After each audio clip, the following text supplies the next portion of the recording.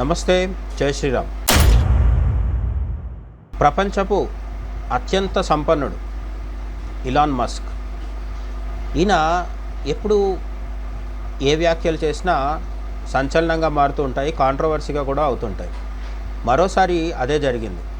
Elon Musk చేసిన తాజా వ్యాఖ్యలు ప్రపంచవ్యాప్తంగా, ముఖ్యంగా భారతదేశంలో చర్చనీయాంశమయ్యాయి. అలా ఎందుకు జరిగింది అనేది మనము డీటెయిల్డ్గా, ఇన్డెప్త్గా తెలుసుకునే ప్రయత్నం చేద్దాం. స్త్రీవాదం అంటే ఫెమినిజం, అలాగే పిల్లలు లేకపోవడం వల్ల సంతోషం కరువైంది అని ఇలాన్ మస్క్ సోషల్ మీడియా వేదిక ఎక్స్లో వివాదాస్పద వ్యాఖ్య చేశారు. ఫెమినిజాన్ని కూడా టార్గెట్ చేశారు. పిల్లల గురించి ఇలాన్ మస్క్ మాట్లాడడం గతంలో చాలాసార్లు జరిగింది, కానీ ఈసారి ఫెమినిజం కూడా జీవితాలని తలకిందులు చేస్తోందని చెప్పి ఇలాన్ మస్క్ అన్నారు. తక్కువ జనన రేట్లు మానవాళికి క్లైమేట్ చేంజ్ లేదా ఆర్టిఫిషియల్ ఇంటెలిజెన్స్ కంటే పెద్ద ముప్పు అని ఆయన పదే పదే హెచ్చరిస్తున్నారు. నాగరికతలు పతనం కావడానికి ప్రధాన కారణం జననాల సంఖ్య తగ్గడమేనని రోమన్ సామ్రాజ్య పతనాన్ని ఆయన ఉదాహరణగా చూపుతున్నారు. మస్క్ దృష్టిలో కుటుంబమే నాగరికతకు పునాది. అందుకే ఆయన సంతానోత్పత్తిని ప్రోత్సహిస్తున్నారు. భారతదేశం వంటి దేశాల్లో జననాల రేటు, బర్త్ రేట్, రీప్లేస్మెంట్ స్థాయి 2.1 కంటే తగ్గడం పట్ల ఆయన ఆందోళన వ్యక్తం చేశారు. తాజా గణాంకాల ప్రకారం భారతదేశ టోటల్ ఫర్టిలిటీ రేటు, TFR అంట, టోటల్ ఫర్టిలిటీ రేట్ 1.9కి పడిపోయింది. అంటే ఒక తల్లి ఒక తండ్రి ఇద్దరికి కలిపి ఇద్దరు పిల్లలు కూడా ఉండట్లేదు, ఇంకా తగ్గిపోతున్నారు అనేది ఇక్కడ మనకు అర్థమవుతుంది. అత్యంత విద్యావంతుల్లో జనన రేటు చాలా ఏళ్ల క్రితమే రీప్లేస్మెంట్ స్థాయి కంటే తగ్గిందని మస్క్ అభిప్రాయపడ్డారు. దేశ రాజధాని ఢిల్లీలో TFR, టోటల్ ఫర్టిలిటీ రేట్ అత్యంత తక్కువగా 1.2 వద్ద ఉందని నివేదికలు చెబుతున్నాయి. ఫెర్టిలిటీ రేటు తగ్గడం వల్ల వృద్ధాప్య జనాభా పెరిగి పనిచేసే యువత తగ్గిపోతారని నిపుణులు హెచ్చరిస్తున్నారు. బీహార్, ఉత్తరప్రదేశ్ వంటి రాష్ట్రాల్లో మాత్రమే TFR, టోటల్ ఫర్టిలిటీ రేట్ 2.1కి పైన ఉంది, మిగిలిన చోట్ల క్షీణిస్తోంది.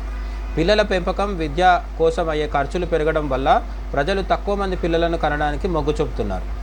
1950లలో 5.7గా ఉన్న భారత టోటల్ ఫర్టిలిటీ రేట్ నేడు 1.9కి పడిపోవడం ఒక పెద్ద డెమోగ్రాఫిక్ మార్పు.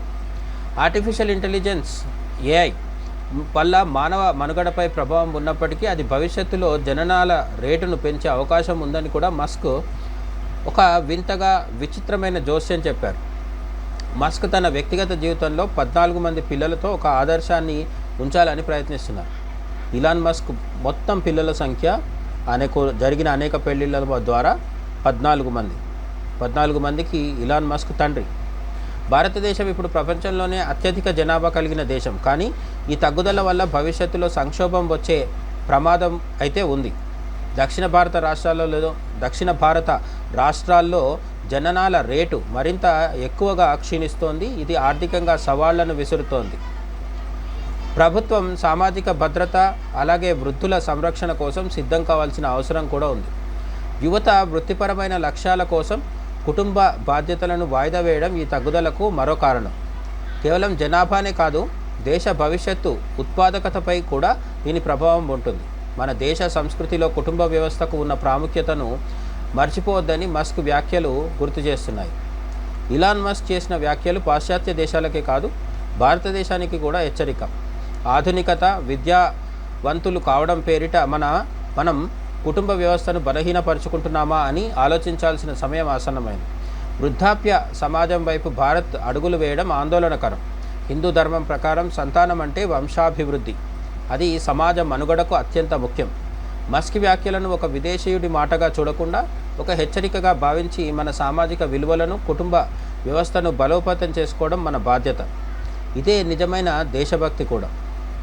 దేశం కోసం పోరాడటం అంటే అందరూ సైనికులతో సమానంగా సరిహద్దుల్లో వెళ్ళి యుద్ధం చేయాల్సిన అవసరం లేదు, అవకాశం కూడా ఉండదు.